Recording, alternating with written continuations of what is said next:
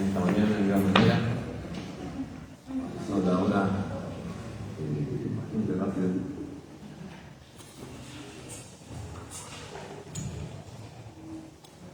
Antes de ir a la palabra y compartir con usted, voy a pedir que decimos un versículo. Agradezco en el día de ayer que celebramos en este lugar el Día del Niño, el Día de la Niñez, el Día del Niño, básicamente. Y gracias al Señor se ha hecho, como siempre, ¿no? Con la colaboración de los hermanos, ¿no? Y la disposición, y quien no pudo estar donó, y quien no pudo donar estuvo, pero de todos vimos el esfuerzo de los hermanos reflejado en el día de ayer en este lugar. Subí algunas fotos para que vieran los hermanos cómo había quedado adornada la iglesia y bueno, los hermanos estuvieron participando y es una bendición. Doy gracias a Dios, hermano, a todos los hermanos que de alguna u otra manera han colaborado, han ayudado, quizás comprando golosinas. Mi hijo está contentísimo porque tiene un tarro de un montón de golosinas, así que está chocho. Pero más allá de eso es la disposición del corazón, que es lo que el Señor ve, ¿no? Porque una de las cosas, uno puede ver quizás adornar la iglesia y es lindo, pero que los chicos estén, participen. Si ellos no tienen una obra de teatro, que estuvieron los preadolescentes, una obra de teatro, una pequeña muestra de presentación, donde al final se invitó a los chicos que no conocían a Cristo a aceptar a Jesús como su Salvador. Gloria a Dios. Y eso es importantísimo, hermano. No hay kilos de golosina que puedan compararse con eso. Porque ¿sabe qué? A veces nosotros nos olvidamos de algunos pequeños detalles. Los niños son impulsores también y son motores en nuestro hogar.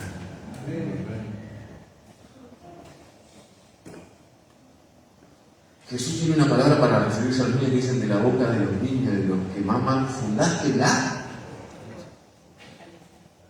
¿No se acuerdan? La fortaleza de ellos.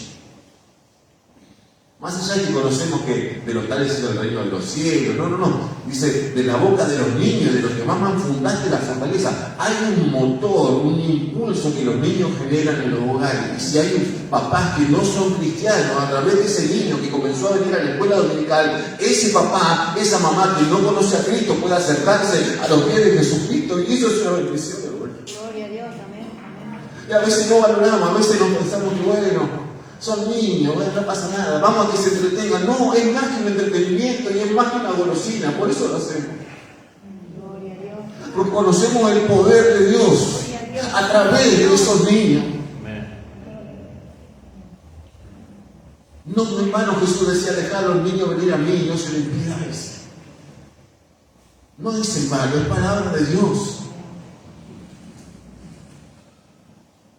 Por más que muchas veces sean revoltosos, que parece que no prestan atención y hay un montón de cosas que parecieran contras. Hermano Carlos, Dios le bendiga. Perdón, no pude ir a su casa. Hoy estuve trabajando y trabajé hasta muy tarde. Pero me alegro mucho de verle, hermana también, Dios le bendiga mucho. Gracias, hermano, por haberse esforzado. Gracias, de verdad, a todos. En el día de ayer, yo soy. Alguien me tildó de que soy demasiado serio, y a veces sí, parece que estoy como que. El que me conoce bien sabe que no soy así, pero el que me mira parece que por mi cara como que estuviese enojado, ¿no? Sabe Dios que no es así. Y ayer me gozaba, ¿no? De todo lo que los chicos estaban haciendo. Quizás no me va a ver tampoco mucho en la foto, porque no soy para nada fotogénico, creo que ni con mi esposa tengo foto. Y ella se enoja porque ella le gusta sacarse fotos y yo no me gusta sacarme fotos. Pero sí valoro mucho esto que han hecho, hermano, de verdad. Y mucho más del Señor. Y me gozaba tanto cuando escucharon a los niños repetir la oración. Y todos repetían la oración. Eso es una bendición. Ellos están llevando bendición a su hogar. Y quizás ni lo saben. quizás no son conscientes de esto, pero es una realidad espiritual, hermano. Y yo, la verdad, me gozo mucho. Hermano, el día de ayer estuve en una reunión con otros pastores de todo el distrito de Esteban Echeverría. Estamos orando para poder tener la escritura de este lugar. Así que hoy me pongo en oración para que esto sea una realidad. ¿Amén? Ayer estuvo el intendente y toda la gente que lo sigue en esta reunión también, y creo que Dios va a abrir las puertas. Estoy confiando en esto. Bien, vamos a ir a la palabra, pero va a ser medio atípico hoy.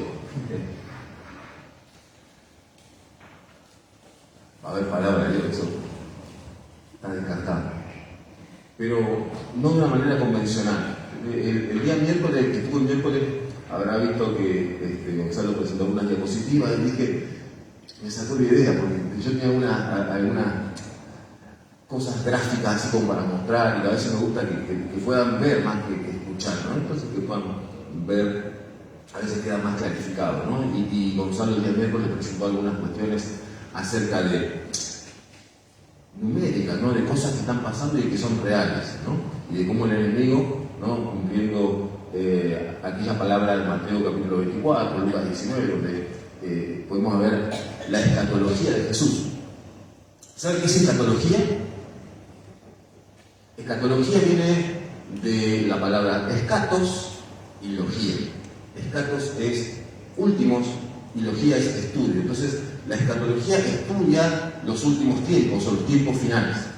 ¿Amén? Esto es escatología, esto es materia de aquellos que estudian teología sistemática o teología, tienen una materia llamada escatología que estudia los tiempos finales. No solamente las profecías, sino, por ejemplo, como le digo recién, Jesús habla de escatología. Es más, cuando Él anuncia su mensaje, ¿qué dice? El reino de los cielos se ha acercado. Amén. Y no es solamente el reino de los cielos porque es lo que Él representa, sino que también el reino de los cielos es aquel reino que viene. Amén. Entonces está presentando escatología. Por supuesto, nadie lo presenta de esta manera. Nadie dice el Jesús escatológico, pero es parte de su mensaje. Y Hebreos capítulo 1, que lo menciono siempre, verso 1, dice, Dios habiendo hablado muchas veces y de muchas maneras, en estos tiempos escatológicos o últimos tiempos, nos ha hablado ¿por quién? Por el Hijo, ¿no? Y después comienza el autor del libro a los Hebreos a poner a Jesús por sobre Moisés, los ángeles, ¿no? Y Jesús es mayor que, ¿no? ¿Por qué? Porque tiene un mensaje Jesús. Vino a traer un mensaje. El reino de Dios, el reino de los cielos. Y pensando en estas cuestiones, me recordaba acerca de algo. ¿Viste? Cuando uno va a hacerse, aquellos que se han hecho algunos estudios, y por ejemplo yo me tuve que hacer estudios de la espalda, que hicieron resonancia magnética, vio que nos meten en una cápsula así de rara donde no tenés espacio ni para respirar. Pero si ese método no funciona, y utilizan un método que se llama con contraste, ¿no? O sea, es la misma resonancia, pero te piden con contraste, ¿verdad? Algunos que ya hayan hecho algún examen sabrán de lo que estoy hablando, si no voy a tratar de explicarlo, porque es lo que voy a tratar de hacer hoy a través de la palabra. Cuando te piden un estudio con contraste es porque no se ve realmente a simple vista o con el estudio previo, entonces te hacen ingerir algún líquido, yodo o alguna cosa así, para que resalte por contraste qué es lo que está pasando, cuál es, si es un tumor, y si ese tumor es benigno o maligno, ¿no? Entonces por contraste se puede verificar. Pero es un estudio mucho más exhaustivo que el primero, que el anterior. Porque en el primero no se pudo ver. Entonces, ¿qué dice el médico? Bueno, vamos a hacer otro, pero con contraste. Y cuando uno utiliza esta terminología, y lo va a ver seguramente aquellos que salen de colorimetría o de pintura y cosas así, si uno pinta, por ejemplo, una pared oscura, necesita que resaltar algo y va a poner algo claro encima, ¿verdad? Para que el contraste haga resaltar. lo que está más claro sobre el oscuro. El blanco y el negro es el básico, ¿no? Yo tenía un profesor de contabilidad que se vestía siempre de blanco y de negro. Porque si yo no sé combinar los colores, entonces me visto así, sé que combina. Y se vestía siempre así, blanco y negro. ¿Sabe que hay contrastes dentro de la escritura? Y a veces, y hay palabras dentro de la escritura que muchas veces no la podemos definir quizás con palabras, o con un diccionario bíblico, o con una vivencia. Y recordando estas cosas y aprendiendo otras, empecé a ver que hay contrastes marcados. Y un contraste que encontré es un contraste con el apóstol Pablo. Vamos a leer la escritura, el libro de Filipenses. Eso tiene que ver mucho con el mensaje de la semana pasada que compartía con los hermanos en Santa Lucía. Este texto que vamos a leer es el texto lema que ellos tenían para su aniversario. Libro de Filipenses, capítulo 3, los versos 13 y 14. Filipenses, capítulo 3, versos 13 y 14.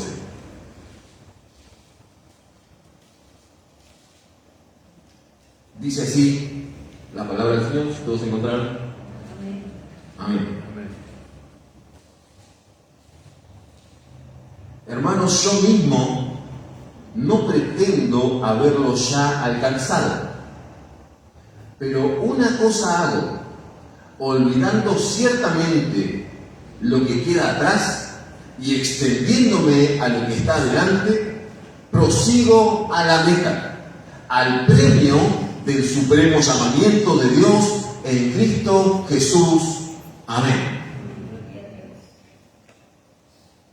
Recién nombrado el tiempo escatológico de Jesús, lo que vemos ahora es el tiempo escatológico de Pablo, es decir, los días finales de Pablo sobre la faz de la tierra. ¿Y sabe qué? Él sabe que es así. Él sabe que su final está cerca, porque él está viendo la meta. ¿Amén? Y va a contarse que muchas veces va a hacer referencia al atleta, ¿no?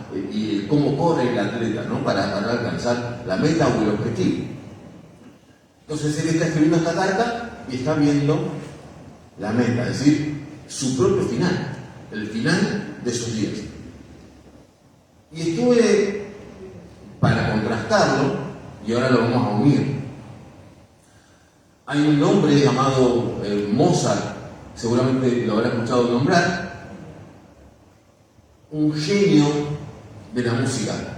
Para los músicos, los que somos músicos, por más que no hayamos escuchado música clásica, seguramente usted alguna obra de Mozart ya ni sabe quién es Mozart, pero la habrá escuchado. Me acordaba yo de la propaganda del pan Sacán, un pan que no existe más, pero tenía una publicidad que utilizaba una música que le pertenecía a Mozart, ¿no? Y era pan, Sacán, no sería pan, no pan, pa. Esto es de Mozart. Sin embargo, nosotros lo asociábamos con el pan, ¿no? Con un pan lactal. No sabíamos capaz que la música o la melodía era de Mozart.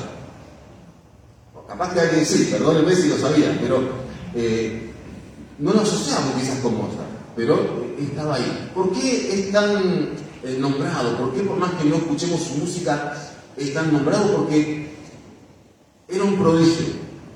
Estamos hablando del año 1756, cuando él nació. A los 5 años escribe su primera obra. 5 años. Él toca la obra y su papá la escribe, porque quien le enseña a Mozart es su papá Leopoldo. Es su primer instructor o quien le da esta pedagogía musical. Escuchen lo que sonaba Mozart a los 5 años.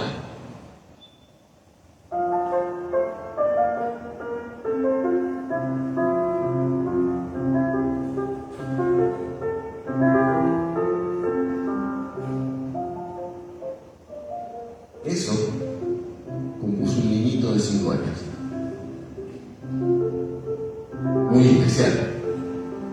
Muchos de los músicos grandes no lo pueden hacer. Muchos que por ahí tienen varios años en la música les cuesta tocarlo. Él tenía 5 años y ya estaba tocando esto.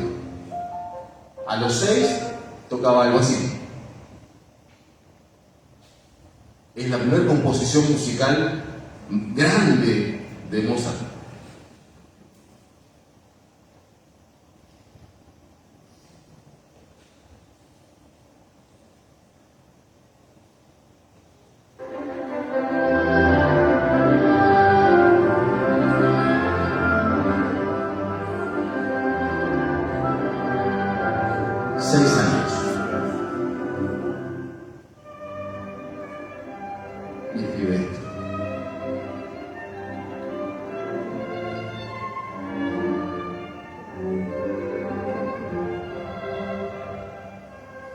Hoy nuestros niños muchas veces llegan a primer grado, a los 6 y no saben leer. Saben que esto es un don de Dios.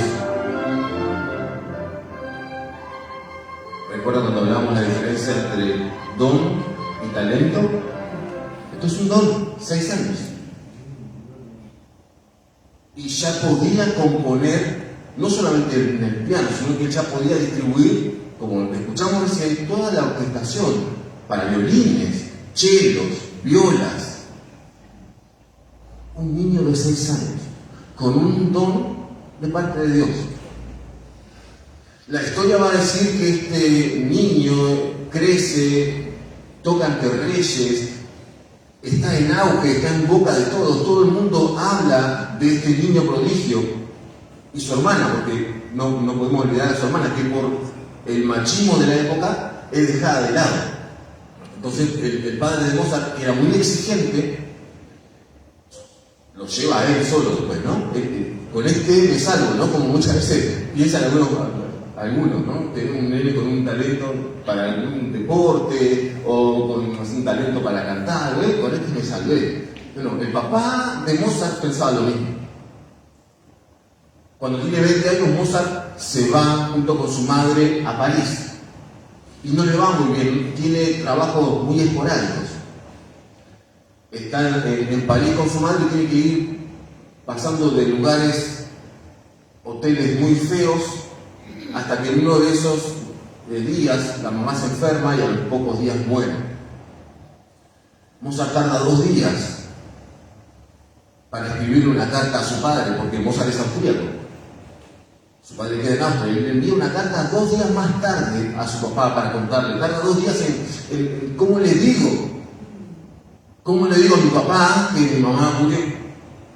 Y la respuesta del padre es lapidaria y va a marcar a Mozart, a su música, durante el resto de sus días. El padre le dice: por tu culpa mi esposa está muerta. Vos sos el responsable de su muerte.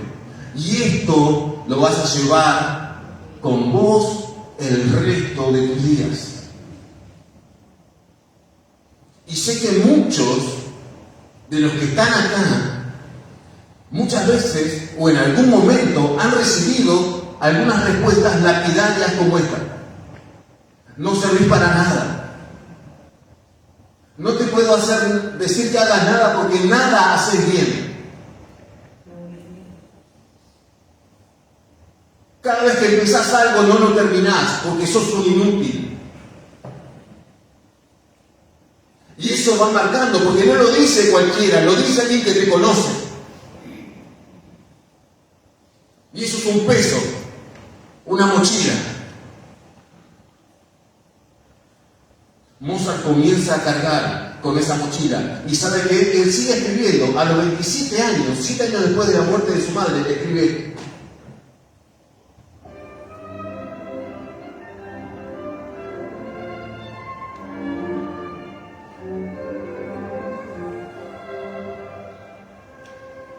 esta es la introducción de las bodas de Fígaro.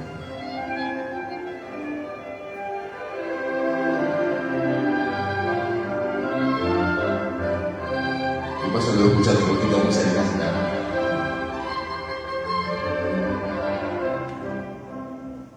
A los 30 años va a escribir algo así.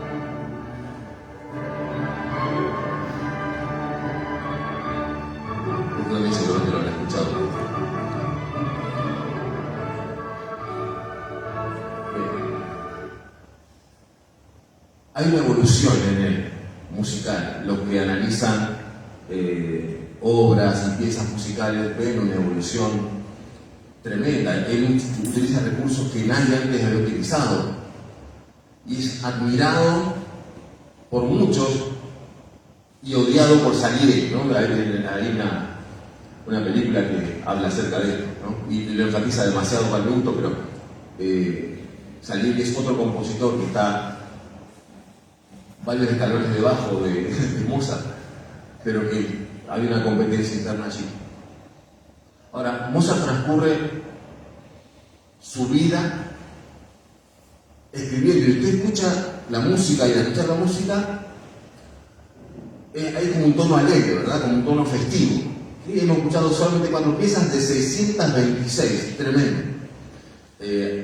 Las piezas de los músicos se catalogan, ¿no? Y se ponen, en este caso, una letra acá, en el caso de Mozart, que es alemán, que es el catálogo, y la primera pieza, la segunda pieza que escuchamos es el K número 2, es decir, la segunda obra de él, pero cada obra va teniendo su número. La última es el 126. Mozart muere a los 35 años, muy joven. Y en ese lapso de tiempo, en esos 29 años de composición, escribe 626 obras. Bach, que es su predecesor, quizás también muy conocido, es el que firmaba Solo a Dios la gloria, vivió muchos más años y no compuso tanto. Por eso es que Mozart es tenido como un prodigio no solamente musical, sino para muchos un genio a la altura de Einstein o de estos genios de la época moderna. Pero es un hombre que carga con un peso. Es un hombre que carga con un estigma, con una marca, con algo que alguien le dijo en algún momento de su vida y que lo marcó para siempre. Y que a pesar de eso tenía que seguir adelante. A pesar de eso él tenía que seguir con su vida y expresar con su obra algo que no había en él.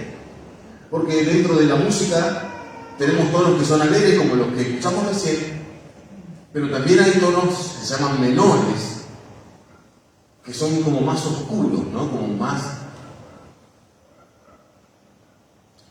Como apagados, tristes. A los 35 años de edad a Mozart le llega una oportunidad de trabajo y él ya estaba enfermo. Y le dice a su esposa Constanza de que a él lo han envenenado. Y un conde le trae o le paga por escribir un requiem. El requiem quiere decir descanso, es una obra que se hace para alguien que murió. Y Mozart comienza a escribir este requiem, que consta de varias partes y que es en un tono triste, por supuesto, porque es una obra que va destinada para ese lugar. Y lo último que él llega a componer se llama Lacrimosa. Él escribe en latín y le pone letra. Y es una polifonía, es decir, es un conjunto de voces cantando algo. Y yo no sé si van a llegar a leer la letra, pero hija, poné en Lacrimosa, escúchelo y fíjese la diferencia que hay con lo anterior.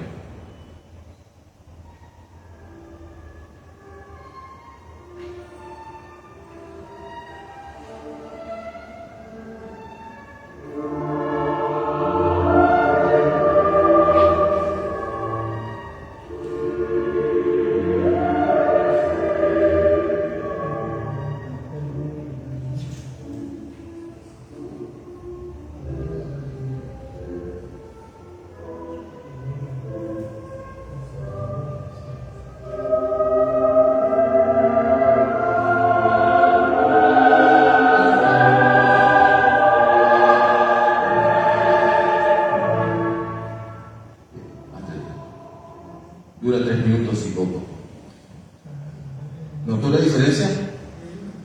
Lo anterior era un rápido, con movimiento, con una dirección quizás hasta festiva.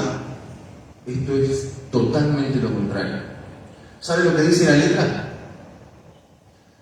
Día de lágrimas, aquel en el que resurja de las cenizas el hombre culpable para ser juzgado. Él termina de escribir esto y muere. Él se veía a sí mismo con la misma carga que le dio su papá, culpable. Y sabía que se estaba muriendo. Sabía que sus días estaban contados. Y él se ve a sí mismo como un hombre culpable. Y lo escribe. Porque él se ve a sí mismo de esa manera. Y sabe a dónde está yendo. Está yendo a ser juzgado. Él mismo lo dice. Y dice, ese día va a ser un día de lágrimas. Esta es la escatología de Mozart. Es el tiempo final. Es lo que él ve acerca de su vida y de cómo va a terminar sus días. En completa desesperanza. No vemos a un hombre que ha pasado por todos los placeres de la vida, ha gozado de todas las cosas buenas que tenía la vida, ha estado con reyes, ha estado tocando para gente muy importante, él había estado en la cúspide de todas las cosas, había alcanzado lo máximo que se le podía pedir a un hombre de la época en la cual estaba viviendo. Él muere en el año 1791. Él llega a tocar lo más alto de todo lo que algún hombre podría llegar a alcanzar. Sus metas, sus sueños habían sido alcanzados. Sin embargo, cuando está a punto de morir, él dice, yo soy culpable. ¿Recuerda Eclesiastés cuando dice que a dónde volvemos? Al polvo, ¿verdad? Lo leemos cuando vamos a algún cementerio para dar el obituario. Ahora, ¿cuál es la diferencia? Y acá está el contraste. Pablo está en una situación similar. Pablo es un hombre que también ha vivido de todo, que también ha estado en la cúspide. De hecho, usted va a leer en el capítulo 3 que él dice quién es. ¿No? Fariseo de fariseos, hebreo de hebreos, ¿no? En cuanto a la ley son irreprensibles. Y él estaba en un lugar de poder. Las autoridades le daban cartas de recomendación para que vaya a determinados lugares porque en él había autoridad. Pablo era un hombre que tenía autoridad, conocía la ley, conocía lo que los judíos hacían, conocía las costumbres judías como ningún otro. Y tenía autoridad. De hecho, usted recordará, allí en el libro de Hechos de los Apóstoles, que cuando muere Esteban, las túnicas de Esteban, ¿a dónde van? Las dejan a los pies de un joven llamado Saulo de Tarso, el apóstol Pablo. ¿Por qué las dejan allí? ¿Era casualidad? No. Pablo tiene autoridad.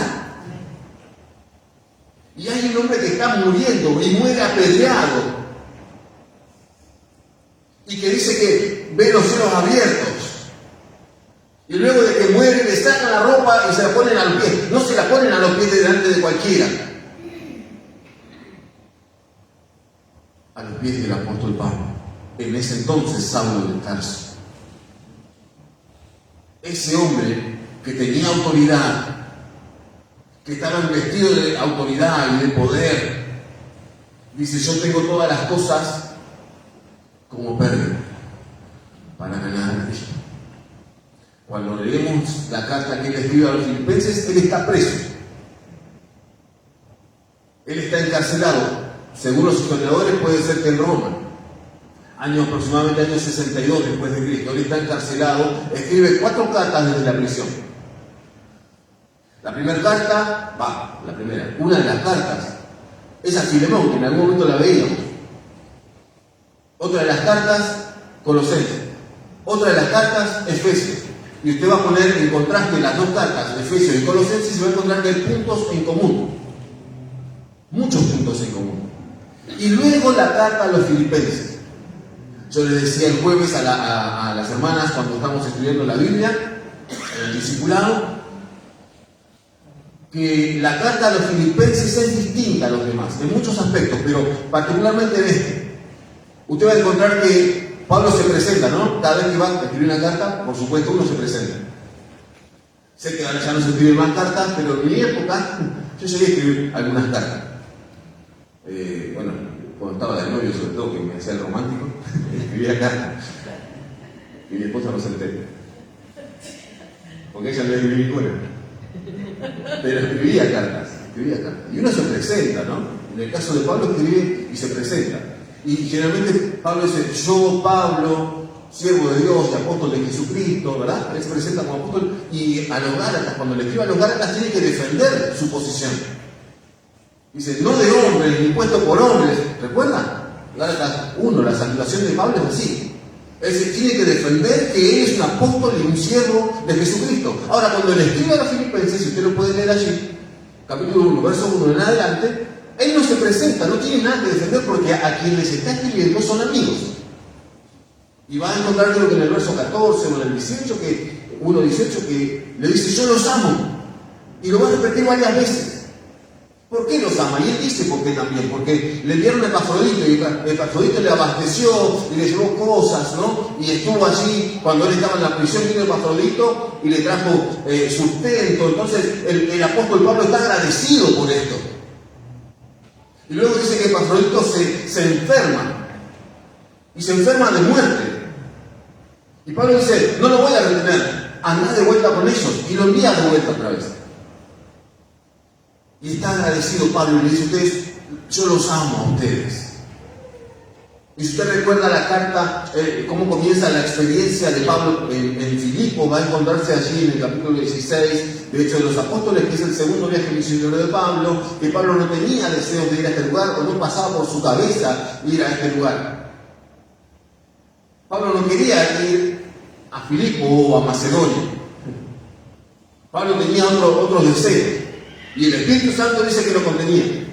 Dice, y no le fue permitido por el Espíritu Santo que vaya a tal lugar. Entonces se queda en Troas. Y en Troas ve una visión y dice, pasa, de un varón macedonio que le decía, pasa a Macedonia y ayúdanos. De ahí él emprende el viaje a Europa. Él no tenía planes de viajar a Europa. Pablo no tenía estos planes. Pero el Espíritu Santo que guía a Pablo sí tenía esos planes. Y Pablo cuando viaja allí a Filipo se encuentra con una mujer, con Lidia, y luego va a estar la mujer esta que tenía el espíritu de adivinación, y luego va a estar el carcelero. ¿Qué recordará todo esto? No quiero andar porque si no, no terminamos más. Pero Pablo tiene un amor y un afecto especial por la iglesia de Filipos y lo expresa. Y cuando le escribe esta carta, sabiendo que son sus últimos días, y me encanta algo que hace Lucas. Lucas es el escritor, por supuesto, del Evangelio de Lucas, y también es el que escribe Hechos de los Apóstoles, ¿verdad? Y usted va a encontrar algo que es muy lindo y es muy llamativo. Capítulo 9, verso 51 de Lucas, por favor.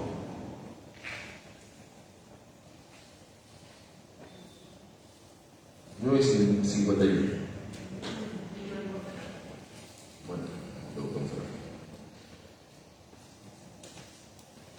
Lucas 9:51 dice así: cuando se cumplió el tiempo en que el que él había de ser recibido, hablando de Jesús, arriba, afirmó su rostro para ir a Jerusalén. Esto escribe Lucas. Lucas percibe algo en Jesús. Dice que cuando Jesús llega a su tiempo para ir arriba, es decir, para cumplir la voluntad de Dios, él afirmó su rostro. Y Isaías va a decir que afirma su semblante. Isaías 51 o 53, si no me equivoco. Está hablando de Jesús, por supuesto. Y comienza el recorrido hacia lo que va a ser su muerte. Lucas hace algo similar con el apóstol Pablo. Y desde el capítulo 20 en adelante de Hechos de los Apóstoles comienza a decir y a escribir acerca de lo que le pasa al apóstol Pablo cuando sabe que va a llegar su hora, porque el apóstol Pablo se dirige a Jerusalén y en el camino lo van deteniendo, le dicen no vaya, y uno se saca el cinto, ¿no? Y le dice, el varón de quien es el dueño de este cinto sufrirá, ¿no?, persecución en Jerusalén, ¿no? Y lo querían detener, y Pablo dice no, y sigue su camino a Jerusalén aún sabiendo lo que le espera, igual que Jesús. Y Lucas lo escribe. Lucas es un gran historiador y también es un gran escritor. Y escribe esto y lo pone para que nosotros lo tengamos en cuenta. El miércoles hablaba de escatología general, ¿verdad? De la iglesia en el tiempo escatológico. O en los últimos tiempos, ¿no? Para que no les sea tan difícil. Y de lo que va a pasar con la iglesia en los últimos tiempos. Y Jesús en Mateo 24 le dice, habrá hambre, guerra, rumores de guerra, ¿no? Y es lo que está pasando, y lo veíamos el día miércoles, es decir, la iglesia está en los tiempos finales, y no hay forma en que neguemos esto, porque es visible, las señales se están cumpliendo. Y nosotros somos parte de una generación que no sabemos si vamos a tener una generación más. Contada bíblicamente, una generación son 40 años, yo no sé si va a llegar otros 40 años más, tengo 44. No sé si va a llegar una generación más. No, es más, no sé si mi hijo llegará a cumplir una generación de 40 años. Porque lo que me dice la Escritura es que el Señor viene y viene en breve. Gloria a Dios. Ahora, viene por la iglesia, pero puede ser que nosotros mismos estemos viviendo un tiempo escatológico personal y no lo sepamos. Porque yo no sé si salgo de este lugar y tengo intenciones, según mis planes, tendría que ir a la casa de mi suegro. Pero yo no sé si esto lo voy a poder llegar a hacer. Porque estoy en las manos de Dios. Mire, me enteré ayer de que un conocido sufrió un accidente. Haciendo su trabajo habitual, viajando como lo suele hacer, sufrió un accidente. Y por gracia y misericordia de Dios, solo se fracturó 6 costillas. Mira lo que le digo. Choque de frente. La persona que nos choca murió. Y por gracia y misericordia de Dios, este joven está vivo, con 6 costillas fracturadas.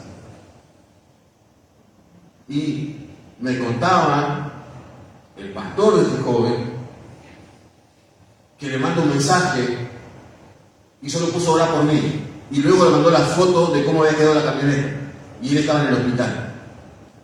Y dice que se preguntaba a sí mismo si Dios lo iba a llevar. Y dice que contaba él mientras se arrastraba por el piso del dolor, pensando que tenía todo roto por dentro, que le quedarían como unos 20 minutos de vida, y comenzó a hablar con Dios. Porque ¿qué es lo que pasa? Cuando sabemos que viene el fin, nuestro tiempo escatológico sobre la tierra, como diría Dante Gebel, no hay ningún ateo. Todos creen en Dios. Y aquel que nunca quiso arreglar cuentas, quiere arreglar cuentas de repente. Aquel que nunca pidió perdón y siempre fue altivo y soberbio y dice yo no tengo que pedirle perdón a nadie, en esos momentos se acuerda que hay alguien a quien ofendió y quiere ir a pedirle perdón. Pastor, venga.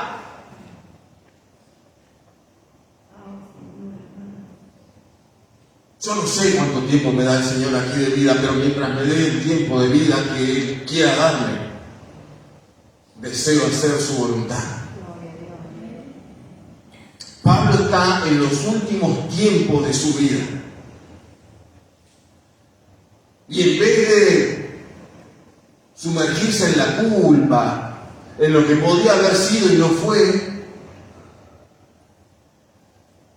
escribe esto. Yo no pretendo haberlo alcanzado ya. Pero ¿qué es lo que hago? Olvido lo que quedó atrás. ¿Por qué? Porque leemos también que en Cristo todas las cosas son hechas nuevas. Entonces olvido lo que queda atrás. Fui a orar hace poco, esta semana, por un varón. Y mientras hablaba leí acerca de las cosas nuevas.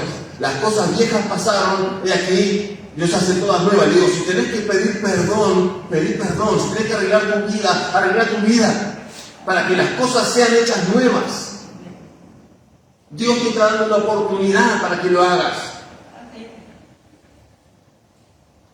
No desperdicies la oportunidad que el Señor te da.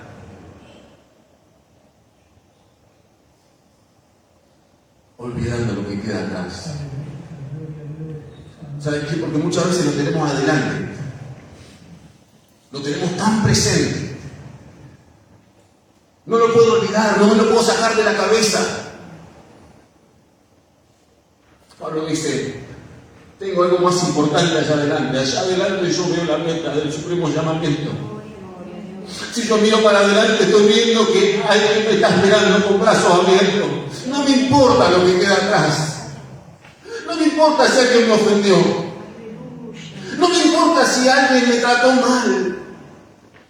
Mi meta, mi objetivo es estar allá adelante, y ahora ya lo puedo ver. Entonces quiero ir hasta Él, quiero llegar a aquel objetivo, a aquella meta del supremo llamamiento.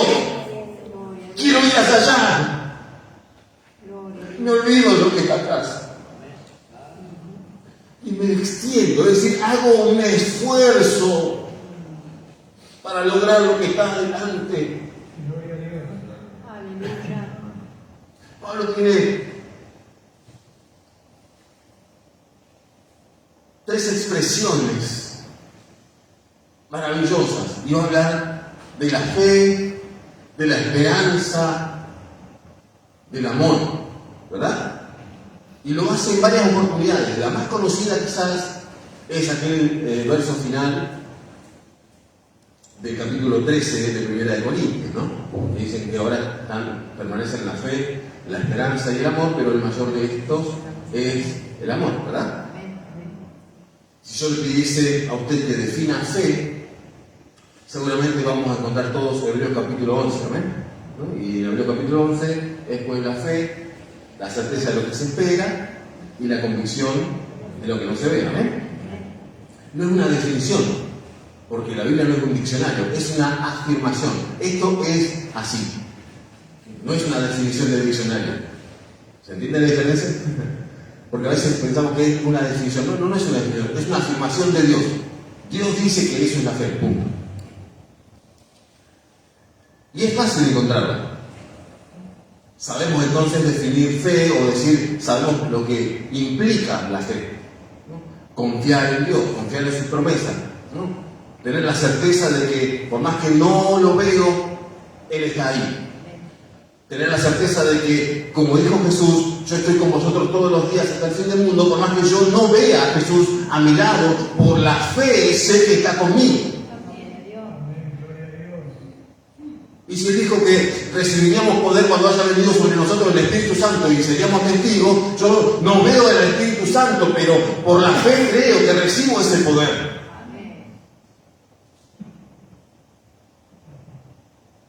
Y si hablamos de amor, también es sencillo.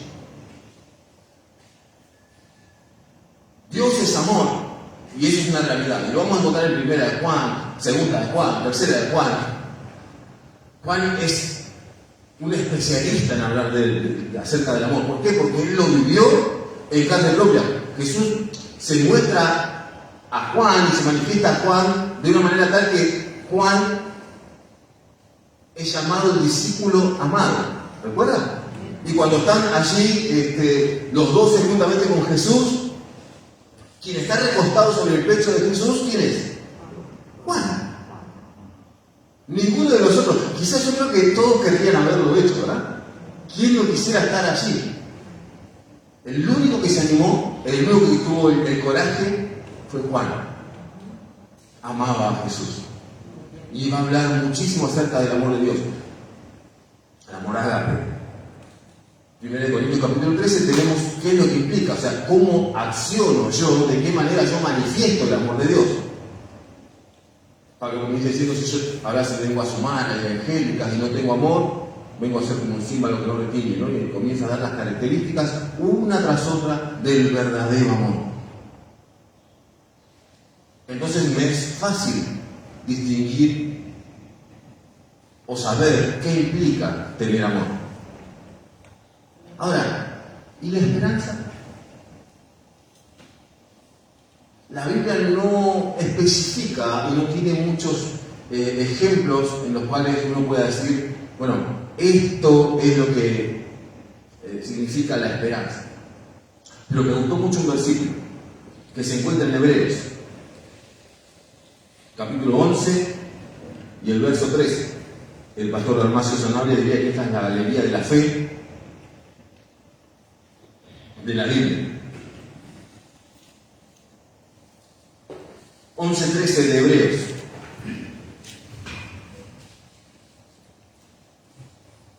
Dice, conforme a la fe, 11:13 de Hebreos, conforme a la fe murieron todos estos, sin haber recibido lo prometido, sino mirándolo de lejos y creyéndolo, y saludándolo, y confesando que eran extranjeros y peregrinos sobre la tierra. Es impactante. Está hablando de hombres de fe. Abraham, Noé, Enoc, Abel. Hombres que son destacados por su fe. Abraham, de hecho, es llamado el padre de la fe. Es decir, no hay otro que tenga la fe que tenía Abraham. Ahora, dice que conforme a la fe, ¿qué pasó con ellos? Murieron. ¿Y saben cómo murieron? Sin haber recibido lo prometido. ¡Qué tremendo! ¿Y por qué seguían entonces? ¿Por qué alguien querría seguir si no está recibiendo aquello que le fue prometido? Porque si a usted yo le prometo, no, vení a la iglesia, vas a tener un cargo, veo que eso pasa. No, vení, te voy a poner de diácono. Vení, colaborar, voy a poner acá, poner esto, poner lo otro, y yo le prometo, y pasa el tiempo, y yo no cumplo con esa promesa. La persona se va a decepcionar, y lo más, si no me dice nada en el camino, se va a ir, porque yo no estoy cumpliendo con la promesa. Ahora, visto desde un punto de vista totalmente natural, Dios no estaría cumpliendo con estos varones, porque no alcanzaron lo prometido. Y dice, los saludaban, pero no llegaron. ¿Qué es lo que hace que estos varones continúen? Día tras día, es la esperanza.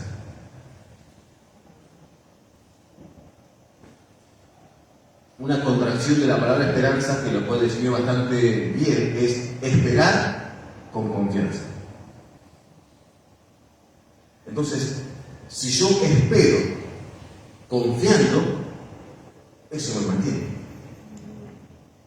Y al otro día sigo porque espero con confianza de que voy a recibir lo prometido. Es lo que pasó con estas bananas.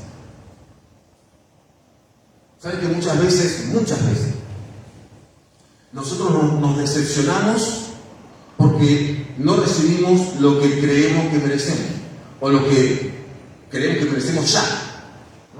No, Dios me dijo que me iba a bendecir, entonces tiene que ser ya. Porque la fe y la esperanza actúan distinto. No es que no tengo fe. Si alguien está pasando por un momento de enfermedad, por ejemplo, y tiene fe que Dios le puede sanar, pero que al otro día amanece igual, lo que necesita no es fe, necesita esperanza. Y si al otro día Dios no le sana y se levanta con dolor, necesita otra vez esperanza.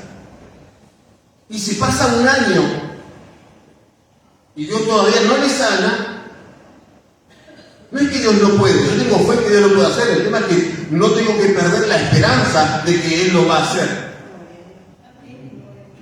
en su tiempo, pero lo va a hacer.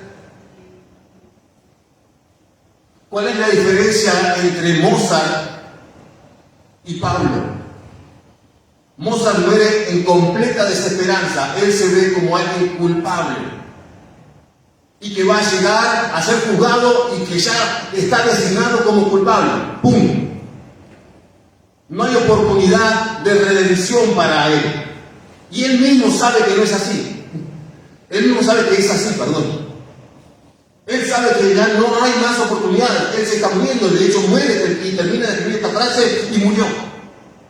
La obra que nosotros escuchamos completa la termina de escribir Susmayo, un discípulo, un alumno de él, porque él no terminó de escribir todo este requiem. Pero muere con culpa, muere con desesperanza. Y Pablo, por el contrario, y ahí está otra vez el contraste, está esperanzado en que allá está la meta y me extiendo hacia ella. Me olvido lo que pasó.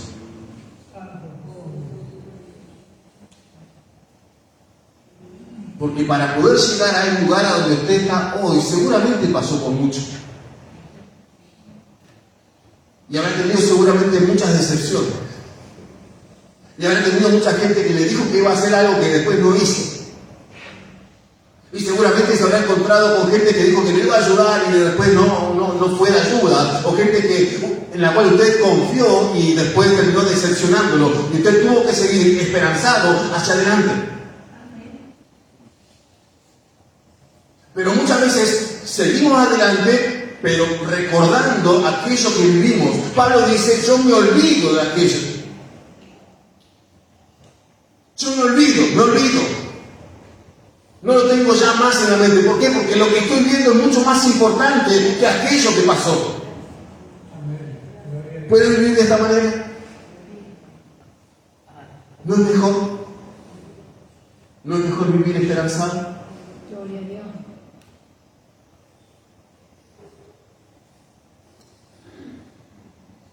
Romanos capítulo 4, verso 18.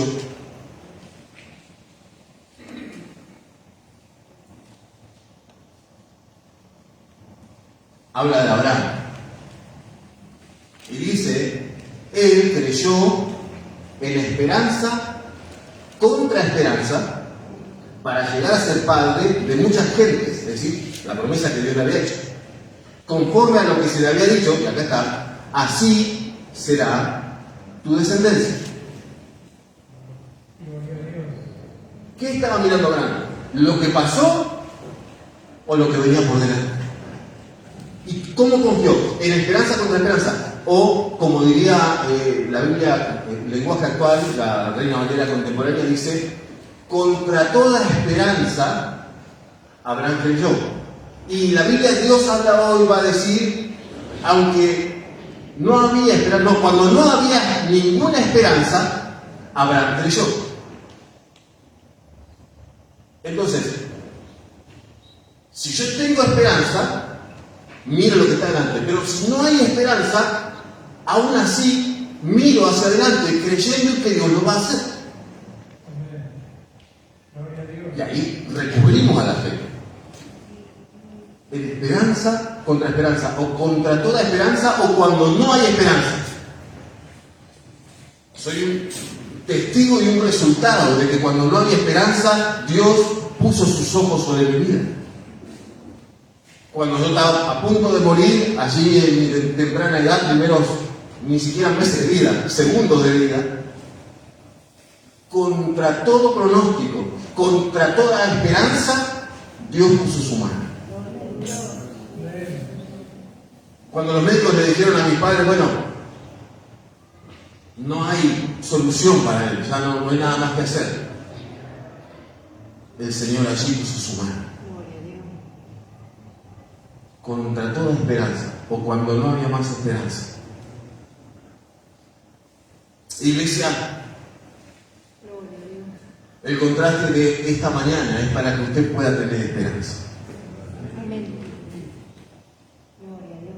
Porque vivimos, la iglesia vive en un tiempo final, un tiempo escatológico, pero también muchos de nosotros vivimos tiempos escatológicos, tiempos finales. Y muchas veces es difícil. Yo en la iglesia de Santa Lucía le decía a los hermanos que nacemos con una sola certeza, que vamos a morir. Y cada día es un día menos. Ahora, está en mí, está en usted, cómo pasamos nuestros días aquí sobre la tierra. Si los pasamos recordándonos todo el tiempo del pasado, de lo que me hicieron, de lo injusta que es la vida conmigo, o si me planto como el apóstol Pablo mirando lo que está adelante y procurando lo que está adelante y continúo la carrera mirando hacia adelante. Cualquier corredor, cualquier atleta, usted no lo va a ver mirando, corriendo y mirando hacia atrás. Si alguien vio los Juegos Olímpicos alguna vez y mira carreras con valla, carreras con obstáculos, los 100 metros llanos, los 200 metros, los 400 metros, cualquier tipo de carrera que usted encuentre, ningún corredor corre mirando hacia atrás. ¿Por qué? Porque se va a caer y se va a lastimar. Ahora nosotros en la vida, dice Pablo, tenemos que hacer lo mismo, olvidando ciertamente, o sea, con una reafirmación, olvidando ciertamente lo que quedó atrás y extendiéndome. ¿Qué hago? Dice Pablo, yo prosigo. ¿Qué es lo que tenemos que hacer? Proseguir hacia la meta del premio del Supremo, es decir, del llamamiento que está por sobre cualquier otro llamamiento, que es el llamamiento que Dios le hizo a usted y que me hizo a mí, cuando no valíamos nada. Cuando mi vida era miserable, Dios me llamó. Cuando nadie daba 2 pesos por mi vida, Dios me llamó. Me encanta aquella frase en Isaías que dice: te puse el nombre, mío eres tú.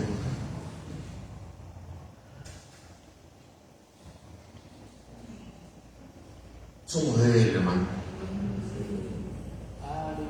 Podemos nosotros estimar nuestra vida y valorarla, pero somos de Él. Cuando nosotros le recibimos nuestro corazón, cuando Él se enseñoreó en nuestra vida, le dijimos: Señor, yo te voy a seguir hasta el final de mis días. Y cuando nos bautizamos se nos preguntó también: ¿prometes serle fiel hasta el fin de tus días? Y nosotros dijimos: sí, prometo. ¿Por qué? Porque ese llamamiento está por sobre todas las cosas. Porque además, como dice el profeta, con amor eterno te he amado. Y Él nos sigue amando cada día. Por más que tengamos imperfecciones, Él te sigue amando. Por más que hoy peque, quizás te equivoque, quizás tengas un error, quizás hayas tenido alguna circunstancia adversa que te quiera hacer bajar la moral y quedarte triste, y el enemigo aprovecha esta circunstancia para ponerte con depresión y con un montón de cosas que vienen a tu mente. Dios te sigue amando. Porque sos especial tesoro para Él. Por eso procura no mirar para atrás. Procura extenderte hacia adelante, hacia la meta, hacia el supremo llamamiento. Hacia el premio que Él tiene para coronar tu vida. Si pensamos en aquello, nos olvidamos del pasado. Lo tengo por basura, dice Pablo. Todas esas cosas que yo era antes, lo dice acá, a la carta a los Filipenses. Todo aquello que yo era antes, para mí es basura. Toda la gloria que yo tenía antes, para mí es basura. ¿Cuánto necesitamos, hermano, del Señor? Gloria a Dios. Le pido que se ponga de pie. Hay teólogo alemán llamado Jürgen Moltmann, que tiene y plantea una teología que se llama Teología de la Esperanza. Y es muy interesante el libro. Luego va a escribir otro libro que se llama El Dios Crucificado, pero cuando comienza a plantear esto de la Teología de la Esperanza, él dice: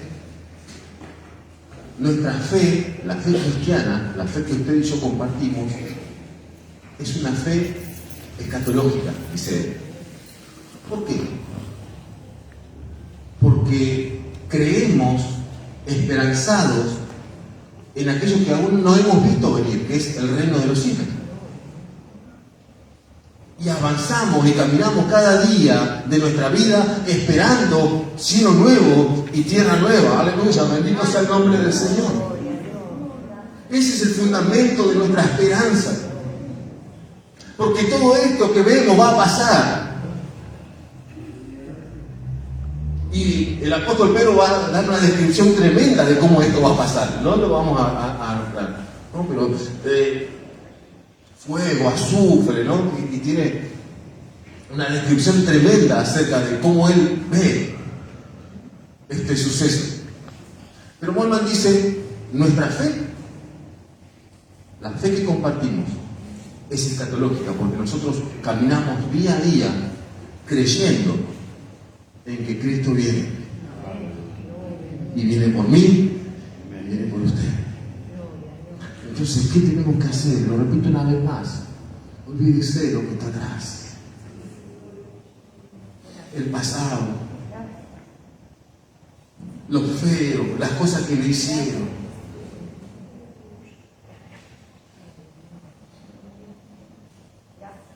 Hay cosas nuevas, y algo mucho más grande que me espera. La Biblia habla de galardones. Y saben que hasta lo dejamos de cantar. Antes cantábamos: yo espero el son de la trompeta al sonar. Lo dejamos de cantar. Ya viene Cristo, señales hay, alma salvada viene a buscar. Lo dejamos de cantar. Me voy con él, cantábamos antes. Ahora ya lo dejamos de cantar.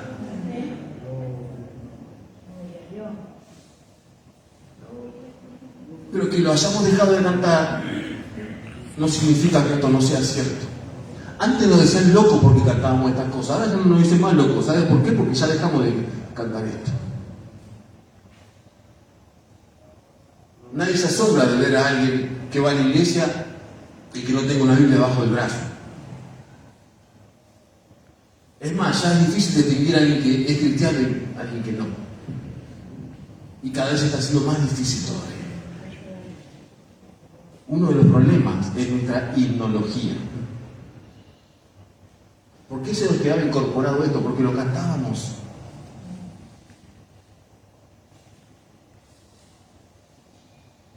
Lo cantábamos siempre. Y no es que lo que cantamos esté mal, pero no está mal recordar que ya viene Cristo y que las señales anuncian que esto es verdad. Que nuestros hijos lo escuchen, que nuestros nietos lo escuchen, que nuestros sobrinos lo escuchen y que sepan que Cristo viene por su iglesia. Y que es verdad, que es una realidad, que no es un invento, que no es algo que nosotros nos imaginamos. Esto es real, esto es verdadero. Y el mundo tiene que saber que viene Cristo. Pero ¿sabe qué? Y Pablo lo sabe bien. Nos aferramos al pasado todo el tiempo. Y nos atamos y nos anclamos al pasado sin ver que hay algo que nos espera que es mucho más grande. Hay un galardón que te espera, mi hermano, mi hermana. Hay recompensa para tu trabajo, mi hermano, mi hermana. Tu trabajo no es en vano. No te aferres al pasado, mira hacia adelante, allí está Cristo. Bendito sea Dios. Oramos.